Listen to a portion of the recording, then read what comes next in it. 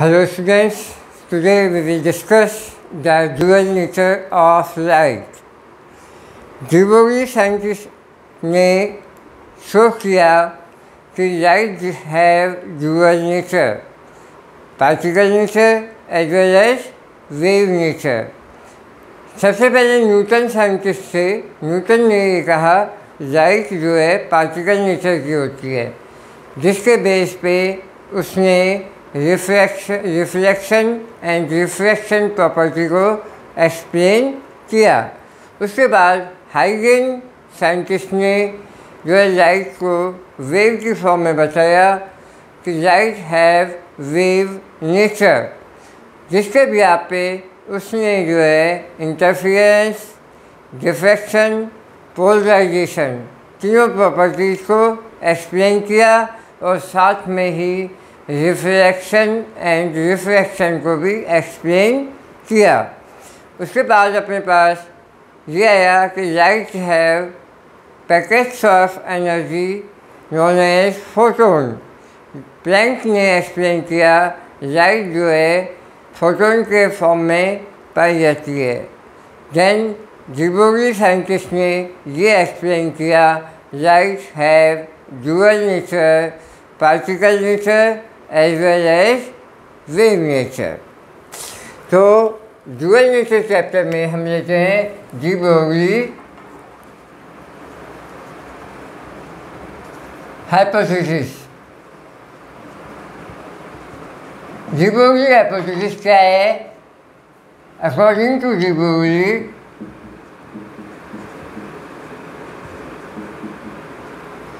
light have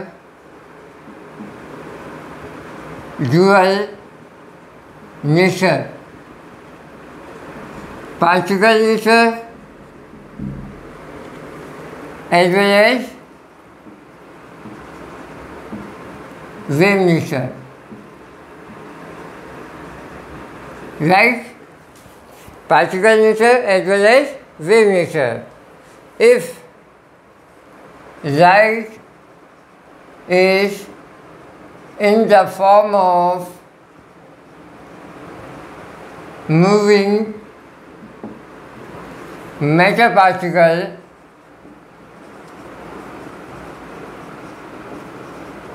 wave nature, wave property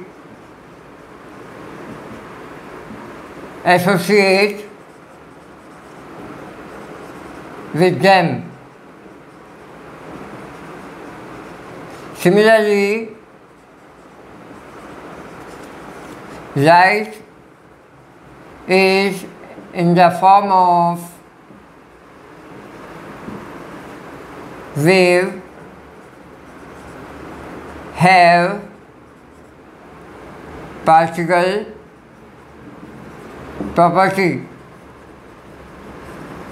कहने का मतलब ये है कि लाइट जो है डुअल नेचर की होती है, particle nature as well as wave nature. जब हम लाइट को किस फॉर्म में मानते हैं? Light in the form of moving matter particle, moving matter particle के फॉर्म में मानते हैं लाइट को, तो उसके साथ वेव की प्रॉपर्टी एसोसिएट रहती है। ठीक उसी तरह से लाइट को वेव की फॉर्म में मानते हैं तो उसके साथ पार्टिकल की प्रॉपर्टी एसोसिएट रहती है। कहने का मतलब ये है कि लाइट के अंदर दोनों प्रॉपर्टी पाई जाती है, पार्टिकल की प्रॉपर्टी भी पाई जाती है और वेव की प्रॉपर्टी भी पाई जाती है। सबसे पहले ये क्या है? Matter particle. मैटर पार्टिकल क्या होते हैं? Electron, proton, alpha particle, neutron. जब ये मैटर पार्टिकल मूव करते हैं, इनको एक्सीलरेट कराया जाता है, तो ये लाइट का फॉर्मेशन करते हैं। जब ये मैटर पार्टिकल मूवमेंट करते हैं तो लाइट का फॉर्मेशन होता है और उसके अंदर वेव की प्रॉपर्टी भी एसोसिएट रहती है। अब जो है हम इसका एक्सप्लेनेशन देंगे। जैसे according to Planck E equal to क्या होता है एच म्यू, और according to Einstein E equal to M C square. Compare कर दो, compare first and second, H mu equal to M C square. ठीक है, म्यू इक्वल टू क्या होता है सी अपॉन लेमडा, तो ये हो जाएगा H C upon lambda equal to M C square. एक सी से एक सी कैंसिल हो जाएगा, लेमडा को उधर ट्रांसफर करेंगे, एम सी को नीचे, तो lambda equal to H upon M C. अब इसमें क्या है P इक्वल टू क्या होता है एम वी होता है, तो ये एम सी के इक्विवेलेंट होता है, क्योंकि सी क्या है स्पीड ऑफ लाइट, तो लैम्डा इक्वल टू क्या हो जाएगा एच अपॉन पी। अब इसमें जो है ये डी ब्रोगली की इक्वेशन कहलाती है, क्या कहलाती है इक्वेशन ऑफ डी ब्रोगली। अब इसमें क्या शो होती है लैम्डा शोज वेव नेचर, ठीक है, और पी क्या है वेवलेंथ है लैम्डा, तो ये क्या है वेव में पाई जाती है, और P shows particle nature. Particle nature P क्या है मोमेंटम। तो कहने का मतलब ये डी ब्रोगली की इक्वेशन में एक तो वेवलेंथ है लैम्डा जो वेव नेचर को शो करती है, एक है मोमेंटम पी जो किसको शो करता है पार्टिकल नेचर को शो करता है। इस तरह से ये जो है लाइट ड्यूअल नेचर की होती है, तो डी ब्रोगली की ये इक्वेशन शो होती है अपने पास, राइट। स्क्रीनशॉट लीजिए, फिर आगे चलते हैं।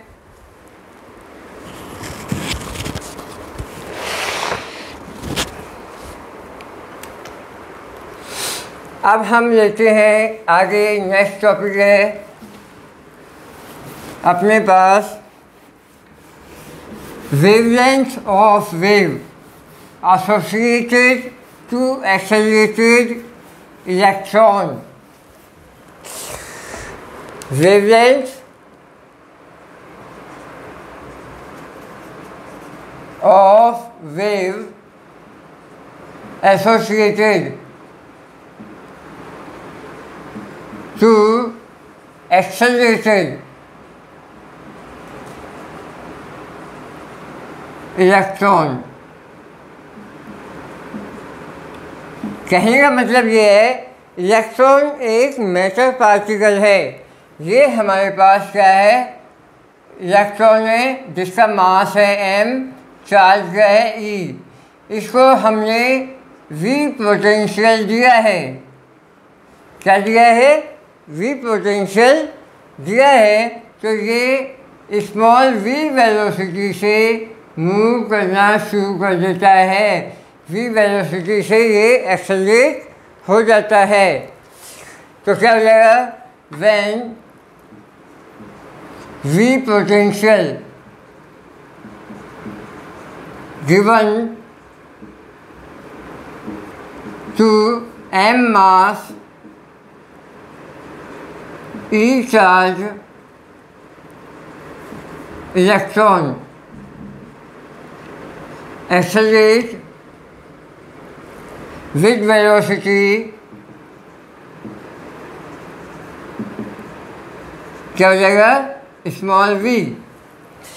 अब हमारे पास इस क्वेश्चन को करने का पर्पज़ क्या है, एक इलेक्ट्रॉन है उसको हम एक्सेलरेट करेंगे।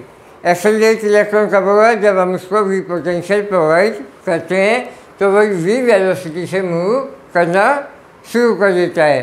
तो इसमें जो है सबसे पहले एनर्जी जो होती है ऑफ इलेक्ट्रॉन, इलेक्ट्रॉन की एनर्जी क्या होगी ई वी के बराबर, वी पोटेंशियल दिया है चार्ज को, तो एनर्जी क्या होगी E V equal to half m into small v square.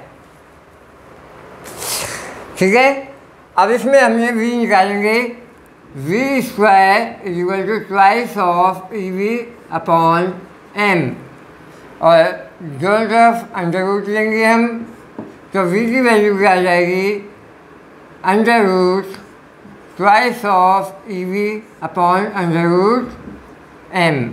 ये आ गई अपने पास वेलोसिटी ऑफ इलेक्ट्रॉन। वेलोसिटी से हम निकालेंगे मोमेंटम, तो मोमेंटम ऑफ इलेक्ट्रॉन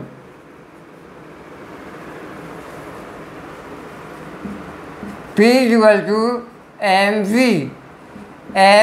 वी की वैल्यू ऐसे पुट करेंगे हम, ये हो जाएगा under root twice of E V upon under root m। ये अंडर रूट m से ये under root m times cut जाएगा यहाँ से, तो ये हो जाएगा P equal to under root twice of m e v। ये आ गया हमारे पास मोमेंटम, और मोमेंटम के बाद आ जाएगा हमारे पास वेव लैम्डा, वेवलेंथ।